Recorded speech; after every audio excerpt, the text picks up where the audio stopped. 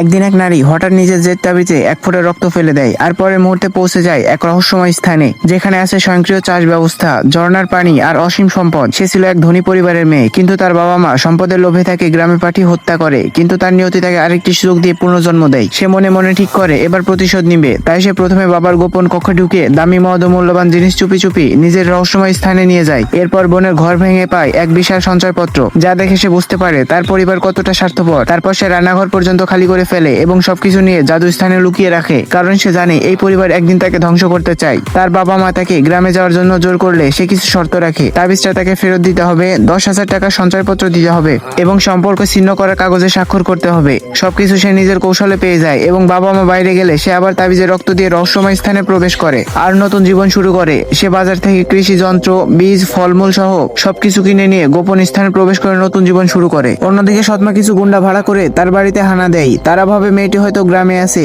আর বাড়িতে নিশ্চয় অনেক সম্পদ আছে, কিন্তু দরজা ভেঙে ভিতরে ঢুকে তারা দেখতে পায় ঘর একেবারে ফাঁকা, একটা জিনিসও নেই, যেন বাতাসে মিলিয়ে গেছে। তখন তারা নিজেদের ভিতরে গ্যাঞ্জাম শুরু করে দেয়। আর অন্যদিকে মেয়েটি চালাকি করে কিছু জিনিসপত্র ছড়িয়ে ছিটিয়ে রাখে। তখন ভিতরে থাকা চোরগুলো বিপদের আশঙ্কা পেয়ে পালাতে থাকে, কিন্তু ততক্ষণে অনেক দেরি হয়ে যায় আর তারা ধরা পড়ে যায়। গাইস, তোমাদের জন্য একটা প্রশ্ন রেখে গেলাম। প্রশ্নটি হলো, ডিম দিয়ে বানানো সব থেকে সুস্বাদু খাবার কোনটি? যদি কেউ পেরে থাকো তাহলে কমেন্টে বলে যাও। আর চ্যানেলে নতুন হয়ে থাকলে সাবস্ক্রাইব করো আমাদের ইউটিউব চ্যানেলটি।